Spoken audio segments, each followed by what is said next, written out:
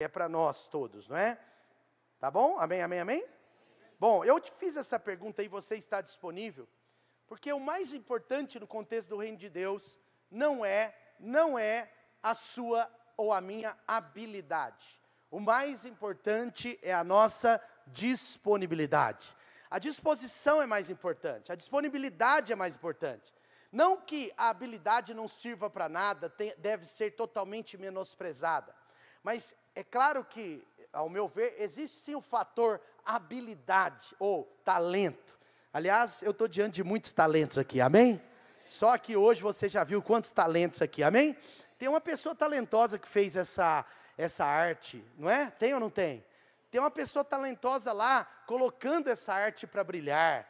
Tem uma pessoa talentosa, né, que fez essas luzes iluminar desse jeito hoje, porque se eles apertarem o botão errado, esses movies começam a ficar dançantes, se movendo aqui. Você não vai ter paz, sim ou não?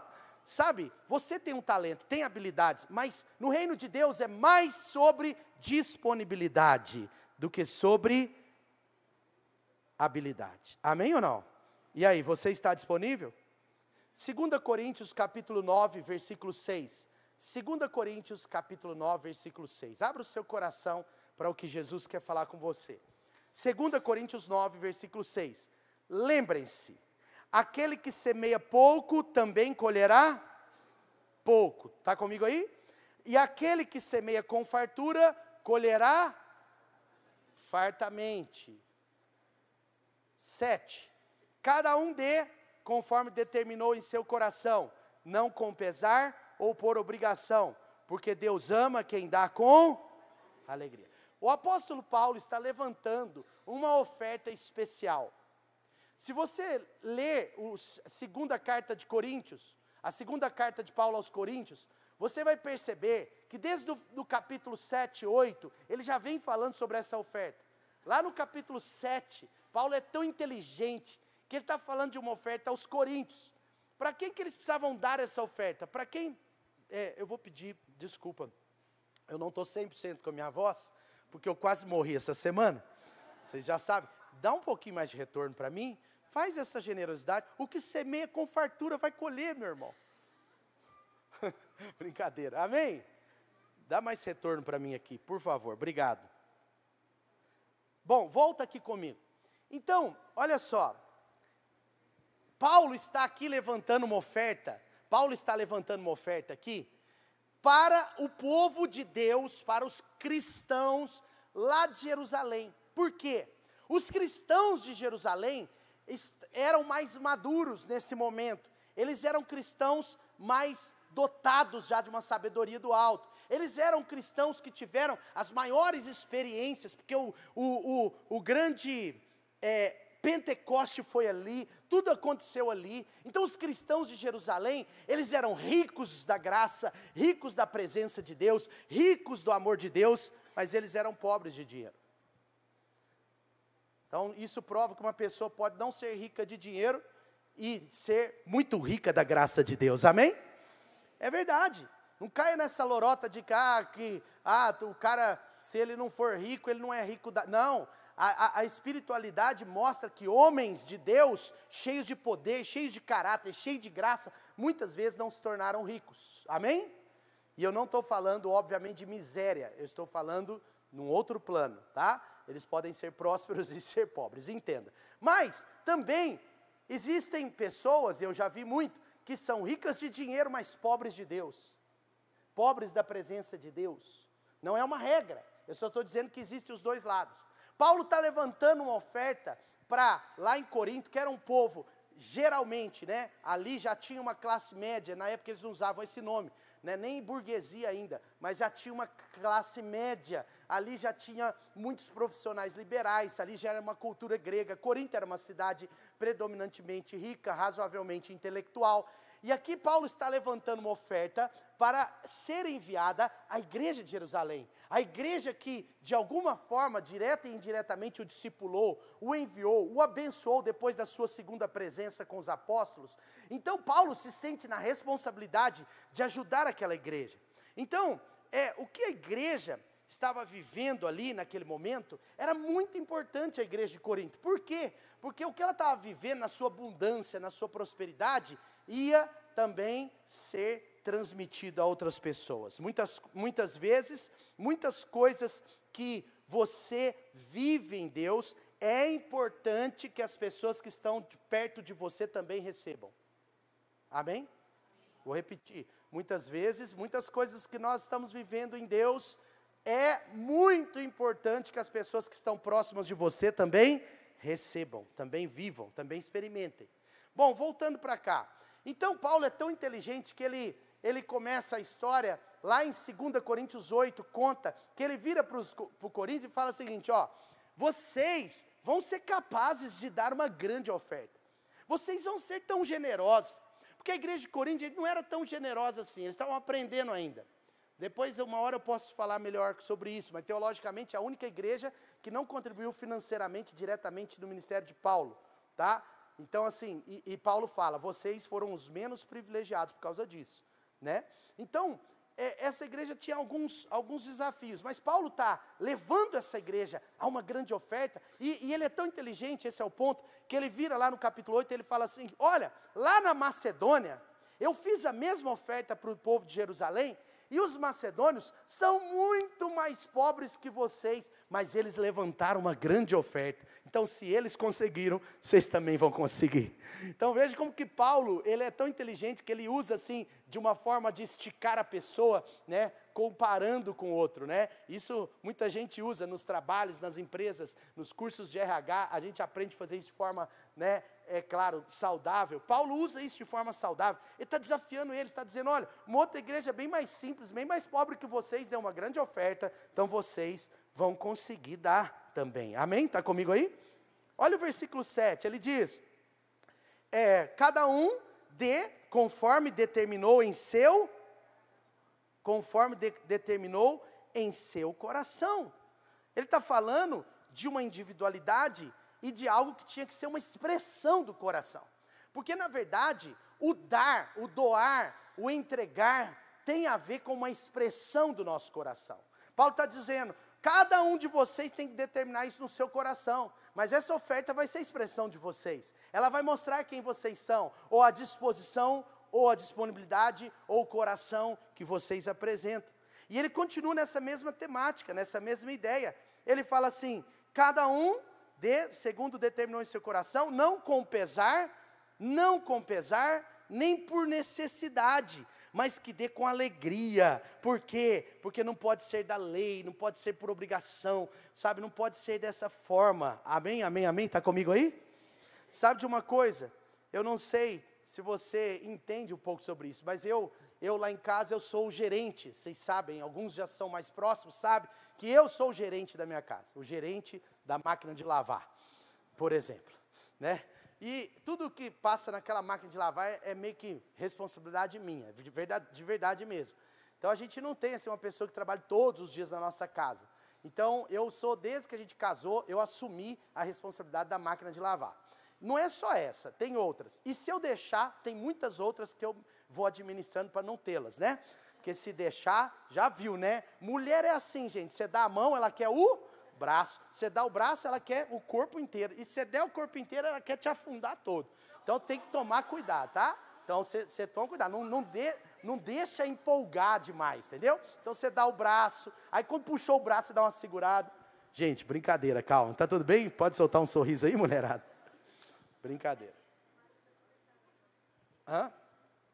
Não, é parcialmente brincadeira. Mas vamos lá. Aí o que acontece? Volta a história. Aí é interessante que eu estou sempre responsável por lavar a louça, a roupa lá em casa.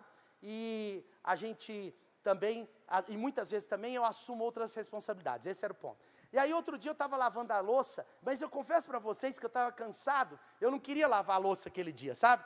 Então, quando você está mais cansado, você até faz, mas você quer pelo menos um elogio, é ou não é, gente? E assim, é outro problema, né? Porque se a gente não faz nada, nunca ajuda. Agora, se a gente faz um dia, mais que obrigação. É difícil, é assim, né, a vida. É brincadeira de novo, gente. Terapia? Gente, eu estou exagerando, lógico. Como diz a Dani, de vez em quando eu me torno um pouco contador de história. Mas, volta a história aqui, eu vou chegar onde eu quero. Aí, outro dia, eu resolvi então lavar a louça. Eu estava lavando toda a louça, lavando as vasilhas, né, para os mineiros do interior, lavando as vazias. Aí, eu estava lavando a louça ali, bastante louça e tal, mas eu não estava assim 100% bem naquilo que eu estava fazendo, né? E aí, eu lembro que eu saí reclamando, eu falei umas para a Dani, falei, não, lavei toda a louça, agora você tira o resto da mesa, porque eu já fiz minha parte. Aí eu já fui indo para o quarto pegar um livro para ler, já estava assim, sabe? Aí ela pegou e falou assim, se fosse desse jeito aí, era melhor não ter feito.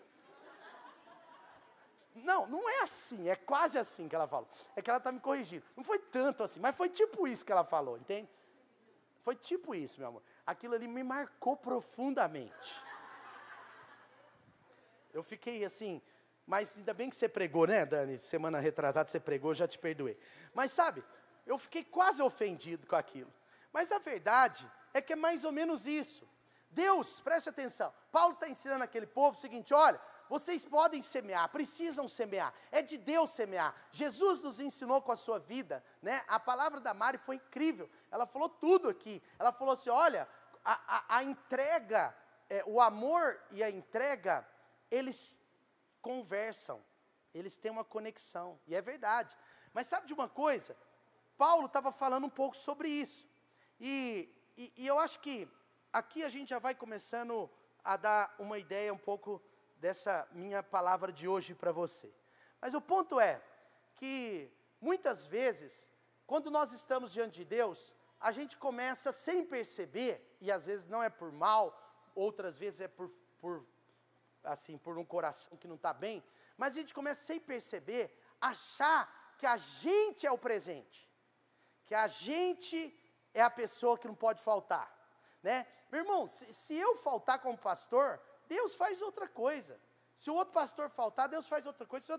Sabe, com muito carinho falando, eu preciso falar isso, e terça-feira é um dia um pouco mais fácil de eu falar isso, mas sabe, de uma coisa, não é Deus que precisa de você, é você que precisa de Deus. Amém ou não? Eu que preciso de Deus, porque a gente começa a falar assim, o que vai ser daquele culto sem a minha presença? A pessoa não percebe, né?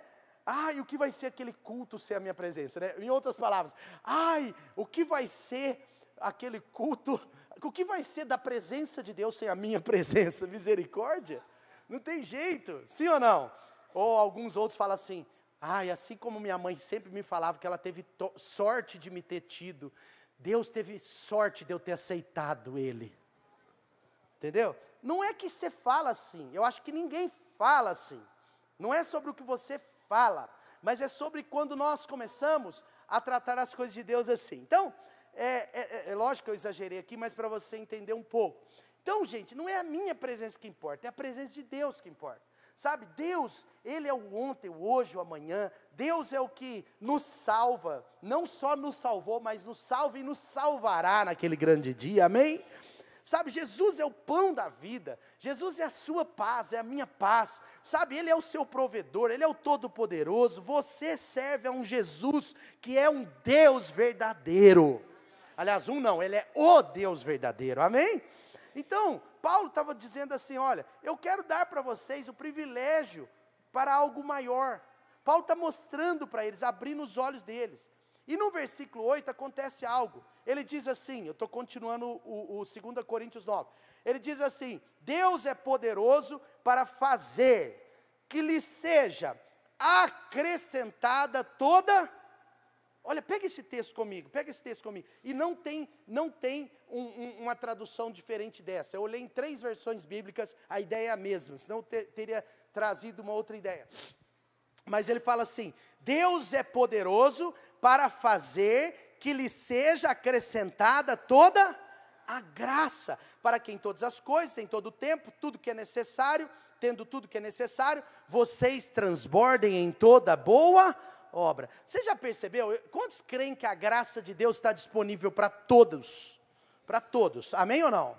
Está disponível mesmo? Ou você crê que Deus escolhe uns para estar e outros não? Não, né? Então tá, você está bem doutrinado, isso mesmo. A graça de Deus está disponível para todo homem. Agora, presta atenção, o que o texto está dizendo? Tá bom, a graça está disponível. Mas olha como que Paulo fala. Você já teve um sentimento, deixa eu falar uma coisa antes, que aí você vai ficar mais fácil de ligar o que eu quero dizer. Você já teve um sentimento em algum momento da sua vida, na fé com Jesus, que a graça de Deus foi de uma maneira muito especial na vida de uma outra pessoa? Já teve esse sentimento, essa percepção, sim ou não? Quem já teve, de verdade? Participação ativa hoje.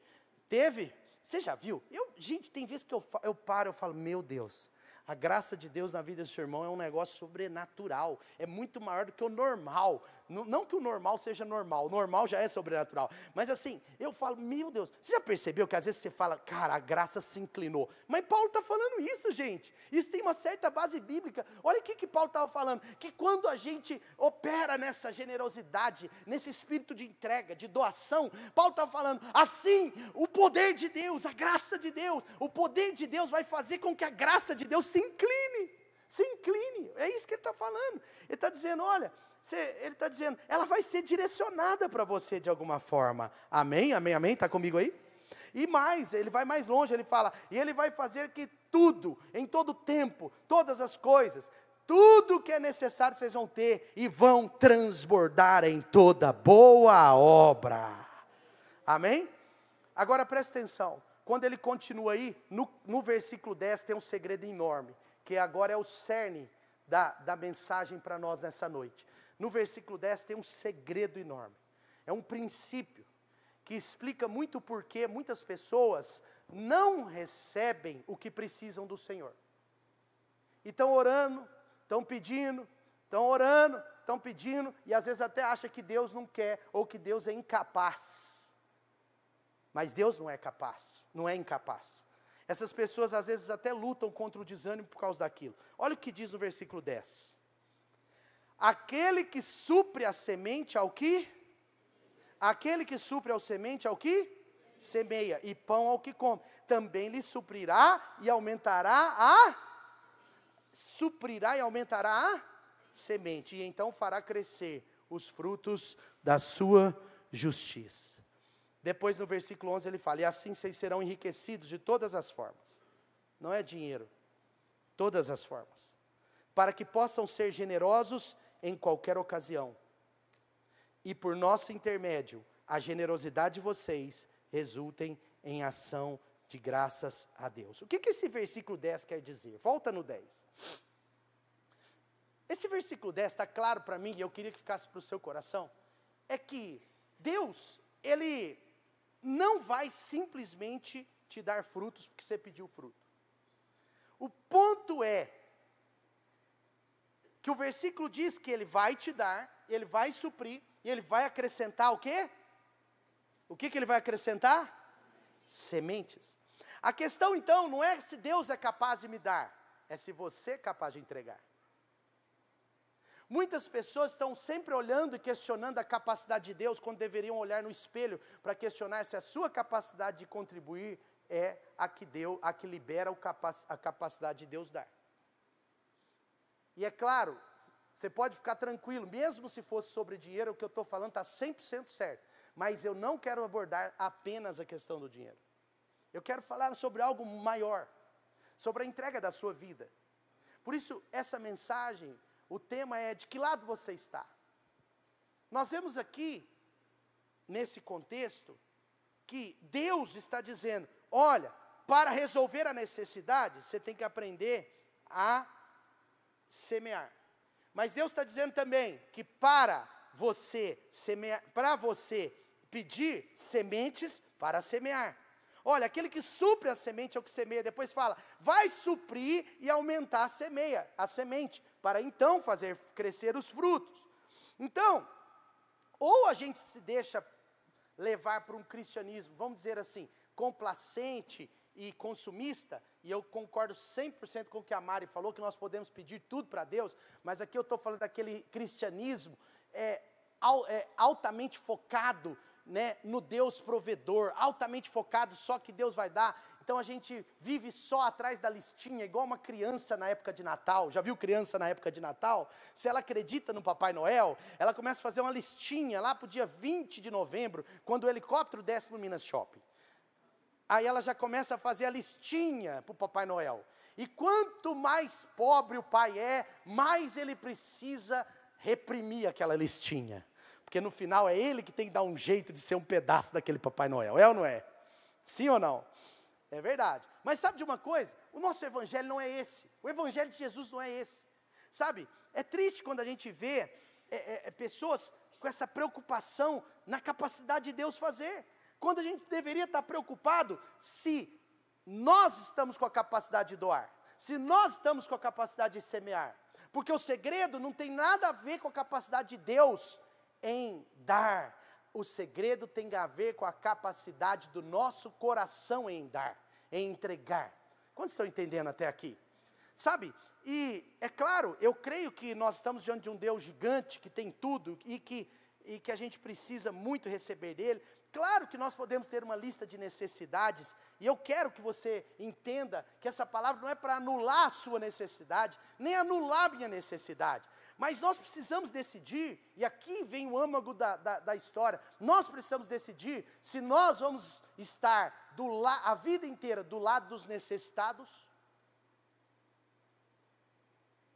ou do lado dos que alimentam. Do lado dos necessitados, ou se nós vamos estar do lado dos doadores, do lado dos consumidores, como diz o nosso princípio. A Light é uma igreja generosa. Por quê? Porque nós não somos consumidores, nós somos doadores. Se essa igreja existe, é porque centenas de pessoas doaram a sua vida.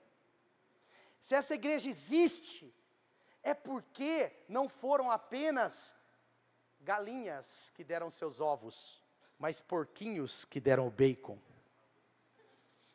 Você é o porco, o bacon, o porco, a galinha, ou não é nenhum dos dois? Pode ser que nem a galinha não seja. Mas se essa igreja existe, é por causa dos porquinhos. Nesse contexto eu sou um porquinho também. Tem um porquinho aí perto de você? Você tem coragem de dizer para ele que você é também um? Quantos estão entendendo? De verdade. Sabe por que eu estou falando isso? Eu sei que é muito confuso. Eu sei que é um pouco confuso, mas é porque a gente está buscando fruto. A gente deseja o fruto das mãos de Deus. Mas Deus não responde às nossas necessidades com frutos. Ele responde às nossas necessidades com sementes. São as sementes que respondem à necessidade das pessoas. São as sementes que Deus nos dá que respondem a essas necessidades. E sabe, eu tenho aprendido isso na prática. Toda vez que eu me vejo diante de uma necessidade, quanto mais eu, vou retirando esse eu do meu coração, quanto mais eu saio do modo lista de necessidades pessoais, mais Deus acrescenta coisas na minha vida. Quanto mais eu consigo focar nas sementes, daquilo que Deus deu para mim, que eu posso doar, na força das minhas mãos, na força da minha sabedoria, que o Senhor acrescentou, na experiência ministerial, nas palavras de aconselhamento, nas palavras que encorajam, na generosidade financeira, em tudo que Deus me deu, tudo que Deus me deu, se eu consigo focar, que eu posso semear, de repente, aquilo que eu achava que eu precisava colher, já está dentro dos meus celeiros. Quantas vezes na minha vida, eu gastei 1 hora, gastei entre aspas, né? Porque a gente fala gasto, mas é investimento. Mas quantas vezes na minha vida, eu investi 2 horas numa pessoa, 2 horas sendo uma bênção na vida de uma pessoa, e eu semeei o que Deus me deu nesse sentido, e de repente, eu semeio 2 horas na vida de uma pessoa, e aquelas 2 horas se transforma naquilo que eu precisava daqui a pouco. É meio difícil isso, mas muitas vezes é isso, exatamente quando você está pedindo fruto para Deus, Deus está esperando as suas sementes serem lançadas.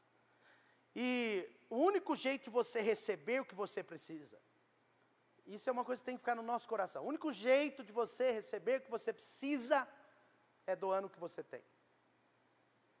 No reino de Deus é assim. Por isso que o jovem rico chega para Jesus e ele queria receber, mas Jesus queria que ele entregasse.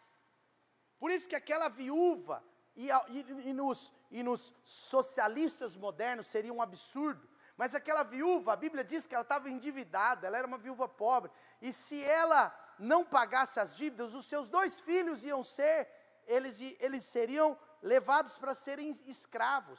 Mas você vê que o profeta, que representa Deus, quando ele chega com a viúva, ele diz para ela, ela fala, eu preciso de ajuda, porque senão vão levar os meus filhos servos e escravos, e eu não tenho dinheiro para pagar essa dívida, e essa dívida é impagável. Aí o profeta, que tem o coração de Deus, que entende dos padrões de Deus, que sabe como Deus opera, na visão humana, aquela mulher tinha que receber, mas na visão de Deus, aquela mulher tinha que entregar. E o profeta vira para ela e fala assim, o que você tem em casa? Ela escandaliza. Talvez os profetas trainees que estavam atrás dele, ficaram achando assim, nossa, que chato, né? A mulher está pedindo uma ajuda. O profeta tem um monte de coisa lá na nossa escola profética. O profeta podia dar para ela alguma coisa, meu Deus. Olha, gente, que situação. A mulher está viúva, acabou de enterrar o marido, está com os filhos a ponto de ser escravizado, e o profeta chega, e ela fala, eu preciso de ajuda. Aí ele vira para ela e fala assim, o que você tem para entregar? Parece um escândalo, mas é assim que funciona, porque o padrão de Deus não é esse, aliás, não é desse mundo. O padrão de Deus é que quanto mais você entrega do que você tem, mais você vai receber. Então o jeito de Deus fazer você receber é quando seu coração se dispõe a doar. É o contrário. É assim que funciona. E aí ele vira para ela e fala assim, o que você tem a doar? Aí ela fala, nada. Ele não aceita nada. Ele vira para ela e fala assim, nada? Como assim? Nada mesmo? Alguma coisa você tem. E ela fala, eu me lembrei, eu tenho um pouco de óleo, um pouco de farinha, um pouco disso. Aí ele fala, então me dê.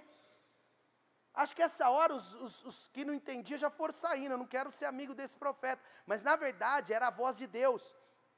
E quem ficou para ver o que aconteceu, viu o feito do Senhor. Porque quando ela deu aquele pouquinho de azeite, quando ela coloca na mão do profeta, você já sabe que ele foi abençoado. Ela buscou vasilha, ela fez um monte de coisa, e agora as vasilhas começam a crescer, e o óleo vai sendo derramado. Quanto mais era derramado sobre outra vasilha, mais óleo tinha. Por quê? Porque no reino de Deus, o jeito de receber é quando a gente tem um mindset de dar. E esse mindset é difícil, porque no mundo é ao contrário. Se você vem de uma escola muito matemática, pior. Se você vem de uma escola muito organizada, pior. Se você vem de uma escola muito, toma lá da cá, pior ainda. Por quê? Porque no reino de Deus, as coisas são um pouco diferentes. Quem que disse isso, pastor? Foi só o apóstolo Paulo? Não, Jesus disse, deem e lhes será dado. Jesus estava falando de dinheiro? Não somente, Jesus estava falando de tudo, é um padrão no reino de Deus, é um padrão, é um princípio de Deus, dê-lhe e lhe será dado. Amém ou não? O que eu quero dizer com isso? Que nós precisamos dar do que a gente tem, para que a gente receba o que a gente ainda não tem. Se você não tem tido tempo, é porque você precisa dar mais seu tempo. Se está faltando recursos, você precisa aprender a ser generoso, ser dizimista. Você precisa aprender a ajudar as pessoas. Olhar para o necessitado. Ah, mas você não está entendendo, pastor. Eu acabei de falar que eu não tenho dinheiro nem para mim. Meu irmão, sempre tem alguém mais necessitado. Quando Paulo está levando os coríntios a ofertar, ele está dizendo, olha, alguém mais necessitado que vocês, lá os macedônios, estão ofertando com generosidade para Jerusalém, por que vocês não fariam? Porque sempre que Deus quiser que você receba algo, Deus vai te mostrar um necessitado para ver se você está disposto a entregar. Entendeu? É muito doido isso, mas é muito bíblico. Então, quanto mais você administra o seu próprio tempo para si mesmo, menos tempo você tem. Quanto mais você entrega o seu tempo a Deus, mais tempo você recebe. Quanto mais você pede para Deus multiplicar os seus recursos, mais você precisa aprender a semear. Então, é um pouco sobre isso. Agora, olha só o contexto dessa história. Preste atenção. Essa história ela está em Mateus, em Marcos, em Lucas e em João. Em Mateus, em Marcos e Lucas e João. Eu vou ler um pedaço de Marcos, depois eu vou para Mateus, tá? Que ela é mais resumida. Marcos 6, versículo 31. O que tinha acontecido aqui? Marcos 6, versículo 31. Tinha acontecido o seguinte. João Batista tinha acabado de ser decapitado. Herodes estava aprontando, o negócio estava feio. Acabaram com João Batista, cortaram a cabeça dele. E aquilo gerou um pouco de desconforto nos discípulos. Então eles já estavam muito cansados da obra, fisicamente. Mas agora, eles estão opressos. A teologia aponta que eles estavam um pouco, por exemplo, você está sob uma pressão muito grande. Bom, fica mais fácil. Aí ele está, os discípulos estão sob uma pressão muito grande, porque acabaram de decapitar um discípulo indireto de Jesus. Vamos chamar assim, João Batista. Não era discípulo, mas era amigo de Jesus, certo? Está comigo aí? Estou contextualizando, você precisa entender o contexto para você entender o texto. Aí, no versículo 31, a história está aí, ó. Havia muita gente indo e vindo, a ponto de eles não terem tempo para comer. Jesus lhe disse, venham comigo para um lugar deserto e descansem um pouco. Quem que Jesus está chamando? Os discípulos. O que Jesus está falando? Vão para lá, vão descansar um pouco, porque eu estou vendo que vocês estão... Aí eu acho que nessa hora os discípulos falaram, por isso que a gente ama Jesus. Jesus é top demais, cara. Olha que homem sábio, ele já percebeu que nós estamos no limite e está levando a gente para o oásis. A gente vai ali para o spa, na Serra do Cipó, agora. Ai, Jesus, obrigado por esse tempinho de mar da Galileia. Nós vamos deitar naquele mar, comer um peixinho frito, é isso. E Jesus está só assim, eles não estão entendendo nada. E agora eles estão nessa circunstância, olha só, o texto continua. Assim, eles afastaram num barco para o lugar deserto. Só que o que aconteceu? Versículo 33. Muitos dos que viram retirar-se, tendo-os reconhecido, correram a pé de todas as cidades e chegaram lá do outro lado antes. O povo viu que eles estavam indo para lá. O povo não sabia que era um momento de folga da equipe apostólica. O povo não estava nem preocupado com descanso. Sabe por quê? Preste atenção. Porque o povo era necessitado. O povo tinha uma necessidade. O povo tinha uma necessidade de cura. O povo tinha uma necessidade financeira. O povo tinha necessidade de esperança. Jesus aqui está, em outras palavras, ele está movimentando para um lado que os necessitados chegaram antes. Está comigo aí, sim ou não? Vamos para o texto em Mateus 14. Mateus 14. 14. Eu estou continuando a história, tá? É porque agora vai ser mais resumido. Quando Jesus saiu do barco e viu tão grande multidão, teve compaixão deles e curou os seus doentes. Ao cair da tarde, os discípulos chegam para Jesus e dizem, ei, esse é um lugar deserto, Jesus. Porque eles tinham ido para lá para descansar, gente. E agora ministraram o dia inteiro. Jesus está ensinando. Jesus ensinando a palavra. Jesus falando sobre o Pai. Jesus falando sobre as bem-aventuranças. Jesus está falando um monte de coisa ali. Jesus, ele estava ministrando o tempo inteiro. Mas olha só. Depois ele ora, ele cura, ele faz um monte de coisa. Mas agora eles viram no final da tarde e falam assim, ei, Jesus, por favor, está ficando tarde. Esse lugar é deserto. Manda embora a multidão para que a gente possa descansar. É isso que eles estavam querendo dizer. Manda embora a multidão para que eles possam ir comprar. Está comigo aí?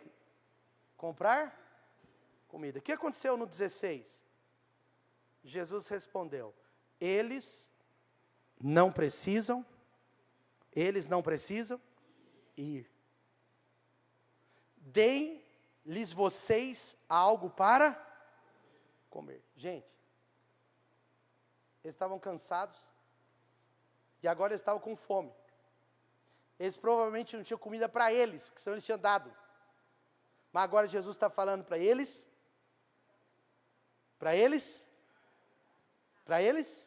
darem. Quando a gente pede algo para Deus, Deus vai nos dar sementes para alimentar os necessitados. Deus está dando para eles sementes, você vai ver aqui. Tudo o que temos aqui são 5 pães e 2 peixes, tragam-nos aqui para mim, versículo 18. Sabe, gente, Jesus primeiro, aqui ó, só algumas coisas aqui para você ver. Jesus, ele agora é o ponto, vamos dizer, mais importante dessa história, porque Jesus está mudando eles de posição. Até aqui a mente dos discípulos é uma mente de necessitado, como muita gente que chega à igreja. Isso não é errado. Errado não é a pessoa chegar como consumista, como necessitado. Errado é ela permanecer assim. Porque em algum momento Jesus quer virar o mindset. Jesus quer colocar a pessoa no centro do propósito.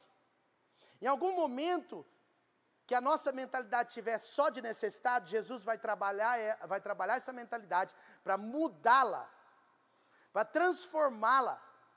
Porque Deus não nos chamou para ser necessitado a vida inteira. Deus está nos chamando para ser doador a vida inteira. E não significa que o doador não é necessitado, mas significa que ele está nessa posição. Jesus, ele está virando para os discípulos agora e está mexendo no mindset deles. Ele está mudando a posição da mente deles. Ele está mudando eles de posição. Ele está tirando eles dessa posição de necessitados e colocando eles nessa posição de alguém que pode ser um alimentador, que pode ser um doador. Por quê? Porque vejam, Jesus não alimentou 5.000, vocês já sabem. Ele capacitou os discípulos para alimentar. Falou, olha, deixa eles aqui. Eu quero esse problema para vocês. Porque agora, vocês vão sair da posição de necessitado que vocês estavam até um minuto atrás. E vocês vão entrar na posição de doador, na posição de alimentador. Eu vou dar para vocês o que vocês precisam. O que vocês precisam? Ah, nós precisamos de muita comida. Não, vocês não precisam de muita comida. Vocês precisam de sementes. Vocês precisam de sementes. Vocês precisam que eles sejam alimentados pelo Pai, mas as sementes têm que vir de vocês. E agora eles acharam que iam encontrar comida, mas na verdade eles encontraram a semente do milagre. E Jesus disse no versículo 18, traga para mim. Veja, não é sobre ser capaz, gente, é sobre ser disponível. Eles estão dizendo sim para Jesus. Eles estão falando, pode me usar. Então eles estão agora no momento da entrega. E o apóstolo Paulo, ele estava falando lá de dinheiro. Sim, ele estava falando de dinheiro. Mas também como essência daquele texto, ele estava falando sobre a nossa vida. Porque no reino de Deus, nós temos que escolher nossa posição. A mensagem para o seu coração nessa noite é, escolha a sua posição. De que lado você está? Nós precisamos saber se nós vamos ser parte dos que alimentam ou parte dos que necessitam. Parte dos que mais alimentam e menos necessitam, ou parte dos que mais necessitam e não alimentam. Esse é o ponto. Se a gente quiser ser parte dos que alimentam, a gente precisa conseguir ter a mente do doador.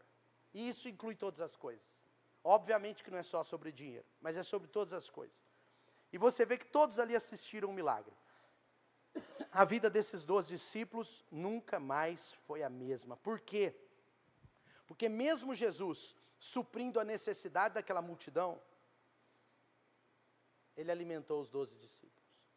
O final dessa história você conhece. 5.000 homens alimentados, mas continuaram no nível da necessidade. Mas 12 homens, eles saem do nível da necessidade. E quando você migra para o nível de cá, para o nível dos que alimentam, dos que doam, você começa a entender o texto do apóstolo Paulo. Porque lá no texto do apóstolo Paulo, quando ele fala no versículo 10, volta no versículo 10 para mim, por favor. Eu já estou com ele para trás aqui. Volta no versículo 10, por favor. Obrigado. Olha só, aquele que supre a semente ao que semeia, e o pão ao que come, também suprirá e multiplicará a semente, e fará crescer os frutos da sua justiça. E fará crescer os frutos da sua justiça. Agora olha o que ele diz, ele fala assim, olha, ele é poderoso para fazer, versículo 8, com que lhe seja acrescentada toda a graça, para que em todas as coisas, em todo tempo, tendo tudo que é necessário, vocês transbordem em toda boa obra. Versículo 11, por favor, versículo 11. Vocês serão, olha o versículo 11 aí, vocês serão enriquecidos de todas as formas, para serem generosos em qualquer ocasião, e por nosso intermédio a sua generosidade resulte em ações de graças para Deus, em ações de graças para Deus. A pergunta dessa noite para cada um de nós é, você quer passar o resto da sua vida sendo mais alguém que necessita? Ou você quer mudar de lado? Se tornar alguém que alimenta? O texto original de Atos 20, versículo 35, diz assim, quando o apóstolo Paulo estava falando sobre a sua disposição de trabalhar, ele estava falando, olha, eu tenho muita disposição de trabalhar para instruir os mais fracos na fé. Mas olha o que o apóstolo Paulo diz no 35. Tudo que eu fiz, eu mostrei-lhe que mediante o trabalho árduo, nós devemos ajudar os que precisam. Lembrando as palavras do Senhor Jesus que disse, há maior felicidade em dar do que receber. Mas no texto original diz, mais feliz ou mais abençoado é o que dá do que o que recebe. Não aponta para a doação, aponta para o doador. Não aponta para a doação, mas aponta para o doador. Sabe, as pessoas vão chegar nessa igreja, depois eu vou concluir no texto lá, mas deixa eu só falar algumas coisas assim, adicionais. As pessoas vão chegar nessa igreja aqui, gente, preste atenção, isso é muito importante. A maioria das pessoas vão chegar aqui como necessitadas. E elas precisam ser alimentadas. Quanto mais alimentadores, mais a gente consegue alimentar. Deus vai mandar as pessoas aqui, de alguma forma, necessitadas. E elas precisam ser alimentadas, elas precisam de semeadores. Elas precisam de gente que dá o seu tempo, elas precisam de gente que se lembra delas. Elas precisam de gente que observa o tanto que elas faltam e ajudam elas, incentivam, encorajam. Eu lembro na nossa igreja, meu pai foi pastor de outras igrejas no passado, uma outra denominação, mas eu lembro que algumas igrejas que meu pai pastoreou tinham 100 pessoas, 80 pessoas, 90 pessoas, 120 pessoas, e eu me lembro que meu pai, ele pregava, e ele ficava olhando todo mundo assim, ó, ele tinha um olho assim, de pastor mesmo, clínico, e era impressionante que acabava o culto, antes da gente chegar em casa, ele já tinha a lista na cabeça dele, dos 8, ou dos 12, ou dos 11, ou dos 7 irmãos que faltaram à celebração, e no outro domingo ele já distribuía esses irmãos com outros irmãos da igreja, ele já ligava para um, e ele falava, olha, me ajude com esse casal, porque eles faltaram, ajuda eles precisam de ajuda, não é? Aí ele ligava para alguns, irmãos ajudá-lo com mais alguns, mas sabe por quê? Porque ele tinha parte nos que alimentam, ele não era parte dos necessitados, ele era parte daqueles que estavam para encorajar, coisas simples, que você pode fazer. Nossa igreja tem tantas pessoas, nós pastores não conseguimos fazer isso mais, mas você pode olhar uma pessoa, encorajar a pessoa na sua célula, coisas simples, de gente que observa os que faltam, incentiva a voltar, de gente que observa as necessidades que as pessoas têm, mesmo que seja financeira, e ajuda, e alimenta, e encoraja, e aconselha, isso é bem prático. Gente, como a Mari disse aqui, ofertar é prático, não é teórico, não existe oferta teórica, não existe oferta sentimental, oferta é uma expressão prática, no Velho Testamento eles tinham que levar um animal, um carneiro, se fosse mais simples, levava uma rolinha, eles levavam um boi, um bezerro. No Novo Testamento continuou assim as contribuições mesmo, físicas, né? Então, sabe, é a mesma coisa, sabe, é sobre a sua vida, é sobre o seu tempo, é sobre algo contável, palpável, não só sobre valor financeiro, mas sobre o seu tempo, sua agenda, sua força, sobre você tomar uma decisão de, a partir de agora, dizer, eu quero ser um doador, eu não quero ser um consumidor, eu quero ser um doador, sabe, eu quero dizer para você, essa igreja, Deus não, mas essa igreja precisa de mais doadores, essa igreja precisa de mais doadores. Por quê, gente? Você pode estar pensando assim, ai, coitado do pastor, deixa eu ser um doador para ajudar ele deve estar cansado, Não é por isso, meu irmão, não é por isso. Essa igreja precisa de mais doadores, porque quanto mais doadores, maiores serão os milhares de necessitados que Deus vai mandar. Enquanto os 12 discípulos não mudaram seu mindset de necessitados para doadores, o milagre de atender a multidão não aconteceu. Quem atendeu a multidão foram os 12 doadores. 12 doadores. Eles atendem aquela multidão por causa do seu novo pensamento. Quando eu falo mindset, é mentalidade, para ficar bem mais simples, tá? Então aqui na Light as pessoas estão chegando, estão frequentando, e elas podem vir, gente, participar da nossa mesa, participar dos cultos, das nossas células, e essas pessoas podem vir e ficar 1 mês, 2 meses, 1 ano, elas podem ficar 10 anos sem doar nada, e sabe o que nós vamos fazer? Nós vamos continuar alimentando, nós vamos continuar doando. Eu não prego só para doadores, eu prego para necessitados no domingo. Hoje eu estou pregando aqui de uma forma diferente, mas você pode ter certeza, o nosso coração é inclinado para os necessitados, mas no nosso espírito há o quê? Uma sede por ser doador. Entende? Quanto mais doadores, mais necessitados. Quanto mais necessitados, maior o potencial de novos doadores. E assim por diante. Alguém está entendendo aqui? Amém? Sabe, o desafio de Paulo era na área financeira, mas o meu e o seu desafio vai além da área financeira. Essa área é desafiadora também. Você precisa ser um doador nessa área também. Mas é mais do que isso. É sobre a sua vida. É sobre o que você pode fazer por quem está chegando. É sobre o que você pode fazer por quem é mais fraco que você na fé. Não necessariamente um fraquinho, mas alguém que está um pouco mais fraco que você. Você pode ser um instrumento de Deus na vida dessa pessoa. Porque há maior alegria em dar do que receber. Ou melhor, mais bem-aventurado é o doador do que o receptor. É sobre ser uma bênção. Amém? E aí, você está animado para fazer parte do time que alimenta? Agora, terminando, aquela história lá de Jesus, quando Jesus, lá em Mateus capítulo 10, né? Mateus 10, quando Jesus, ele agora alimenta, ele põe os discípulos para alimentar as multidões, você percebe tudo o que aconteceu ali. Você percebe os milagres de Deus, Mateus 14, me perdoem, Mateus 14. Você percebe os milagres do Senhor, você percebe a forma de Deus agir, como que a consequência foi muito grande, pessoas alimentadas, comida abundante, mas sabe qual foi a consequência na vida dos doadores? Qual foi? Qual foi a consequência material na vida dos doadores? Vocês lembram?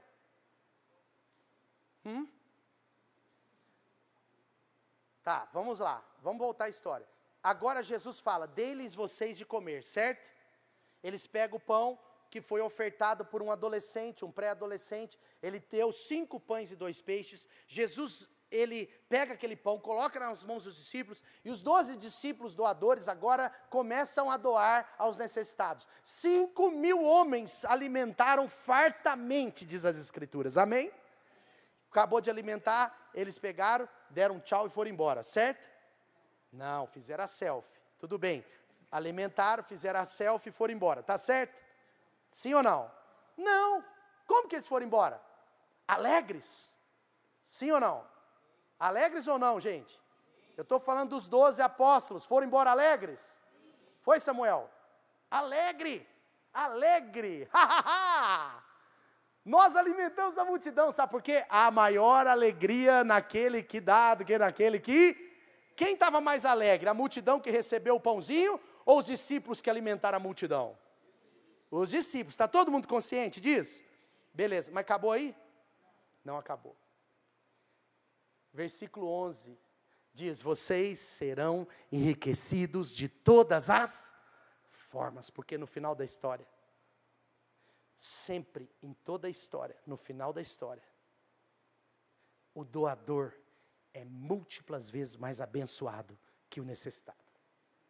Deus ama o necessitado, Deus usa doadores para os necessitados, Deus ajuda em todas as necessidades. O texto começa dizendo, Ele supre as nossas necessidades, Ele é poderoso para fazer com que todas as nossas necessidades sejam supridas, aleluia! Mas o texto termina dizendo que a bondade, a graça de Deus, sobre quem vive aquele princípio, agora era alvo do enriquecimento de Deus em todas as áreas, para que possa ser um bom testemunho para a glória de Deus. O que Deus fez com os 12 discípulos? Cara, tá bom, vocês estão saindo alegre, mas vocês não vão sair só alegre. Vocês vão aprender sobre doação. Enquanto os necessitados, preste atenção, enquanto os necessitados podem ter suas necessidades supridas, os doadores têm abundância nos seus cestos. Cada apóstolo saiu com um cesto de pão cheio. Alguns dizem que aquele cesto equivalia a um cesto de 80 litros. Eu não tenho ideia, mas cabe pão pra caramba. Cabe pãozinho demais. O pão daquela época, gente, não era igual ao de hoje não, que desse tamanhão tem 50 gramas. Um pão daquele tamanho do pão francês nosso que tem 50 gramas, naquela época teria uns 150 gramas, porque não era esse pão tipo levinho, cheio de fermento, não. Era um pão mais pesado, tipo pelo menos um parecido aí com um pão sírio, ou um pão, como é que chama aquele pão que eu gosto, Dani? Que de vez em quando ciabatta, né? Parece uma ciabatta, né? Você compra uma ciabatta, é R$7, porque ela é pesada, é ou não é? Sabe, aquele saco de pães, gente, não era pãozinho, preste atenção que eu estou concluindo, mas aquele saco de pães não era pãezinhos para um dia, para 2 dias, era pão demais, era pão para amanhã, depois de amanhã, depois de amanhã, semana que vem, pão para dar para a mãe, pão para a sogra, pão para o vizinho, pão, por quê? Porque na vida de um doador, Deus não só supre,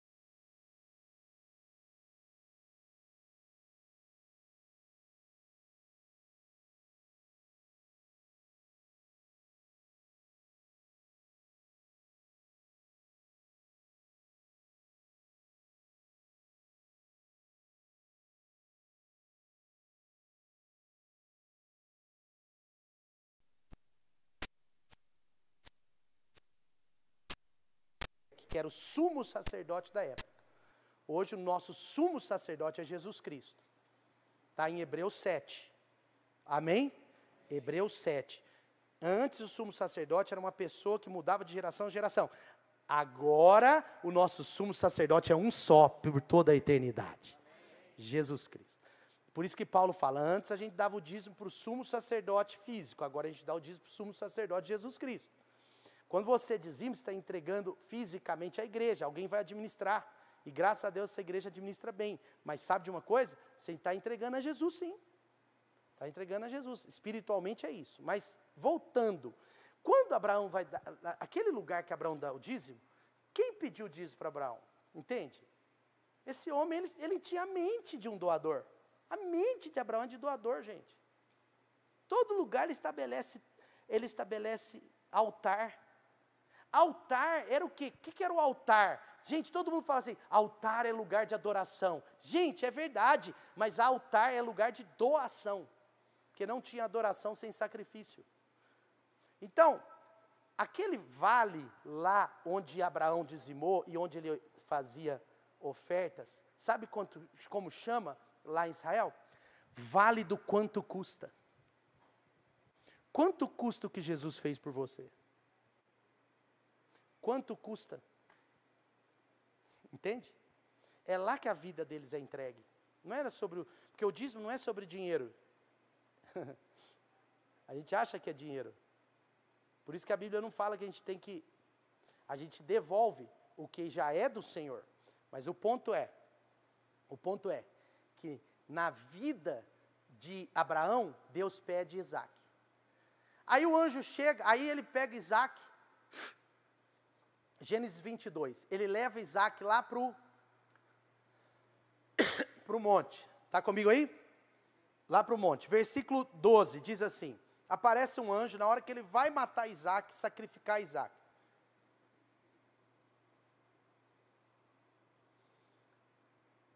Deixa eu ver se eu estou certo. Versículo 12, para você entender o padrão de Deus. Porque parece que Deus, olha só, parece que Deus está pedindo Isaac para ser um sacrifício, mas não é sacrifício. É semente. Vou provar. Versículo 12. Quando ele vai matar Isaac, sacrificar Isaac, porque sacrifício é aquilo que é entregue e acabou. Agora, semente nunca acaba. Semente você planta e Deus está dizendo que ela dá fruto. Por isso que a sua vida, ela é sim um sacrifício vivo, santo e agradável, mas com o ar de semente. Você é uma semente, entende? A ideia ali não é o sacrifício no sentido de acabar, é no sacrifício no sentido da sua entrega ser algo que vai ser continuado na vida de outras pessoas, vai ser algo que vai multiplicar. Agora olha aqui, volta aqui, versículo 12. O anjo vem e fala, não faça isso, Abraão, porque agora eu sei que você teme a Deus, porque não me negou o seu filho, o único filho. 13, Abraão ergue os olhos, vê um carneiro preso pelos chifres num arbusto. Gente, isso era um milagre. Sabe por quê? Porque Deus já tinha preparado o sacrifício. Porque Deus não queria Isaac como um sacrifício. Deus queria o coração de Abraão como uma semeadura. Entende? Dá para entender assim? É meio viajado, mas é para você entender. Aí o que acontece no versículo 14? Abraão então dá o nome naquele lugar de Jeová Jirê, Deus proverá. Por isso até hoje o monte chama Monte do Deus proverá. Amém ou não? Está comigo aí? Então, gente, quando Deus enxergou o coração de Abraão disponível, quando Deus enxerga a disponibilidade de Abraão em dar para Deus, em semear a Deus aquilo que mais tinha valor para ele, meu irmão, Deus intervém. Agora olha só, a segunda vez, versículo 15. A segunda vez o anjo aparece, o anjo do Senhor, teofania, aparece e chamou do céu Abraão. Abraão! E disse, juro por mim mesmo. Quem estava falando isso? O próprio Senhor. Juro por mim mesmo, que por ter feito o que fez, não me negando o seu filho, o seu único filho. Veja como Abraão estava disposto a abrir mão, gente, de algo que Deus te deu. Quem te deu seus dons, seus talentos? Quem te deu? Mas para quem ele está sendo dado? Quem te deu recursos? Mas para quem ele está sendo entregue? Quem te deu essa promessa que você tem? Mas você já colocou nas mãos de Deus? Quem te deu sua família? Quem te deu o carro que você tem, a casa que você tem? Quem te deu seus filhos? A gente ora todos os dias entregando Davi, dando Davi nas mãos de Deus. Claro, a gente fala, protege, Senhor, mas a gente fala, Senhor, Davi é teu, faz planos poderosos na vida dele, Senhor, ele está nas suas mãos, a gente vai orando por ele. Sabe por quê? Porque o nosso coração do tipo assim, sim, o Senhor nos deu, mas, entende? Deus vai fazer um propósito grande na vida dele. Sabe, já viu papai e mamãe que ora para o menino ser jogador de futebol, mas não sabe que se o menino for jogador de futebol, Com 15 anos ele vai embora da sua casa. É muito cedo, né? Eu queria o Davi lá até uns 23. E depois que ele casar, eu quero que ele more não muito longe. É assim ou não é, gente? Eu acho que eu já entendi o coração de um bom pai. Aí o que acontece então? O anjo volta de novo, está comigo aí? E fala assim, ei, 2 vezes o anjo está falando, ei, porque a primeira vez, Abraão estava meio assim, não entendendo o que aconteceu. Mas agora, primeira vez, o anjo está falando, você já semeou, eu conheço o seu coração, por isso eu te dou o sacrifício. Ou seja, Deus está falando, por isso está ali, ó. Eu te dou mais semente, te dou o sacrifício. Aí vem um carneirinho, ele oferta o carneirinho, aí a Isaac está todo feliz, né? Isaac estava todo feliz, violento, ele estava celebrando, dançando as músicas, tudo, light worship. Ele estava assim, animadíssimo. Mas olha só, versículo 17, olha o que Deus faz agora. Agora complicou. Porque agora Deus faz o que fez com os apóstolos, é o mesmo Deus.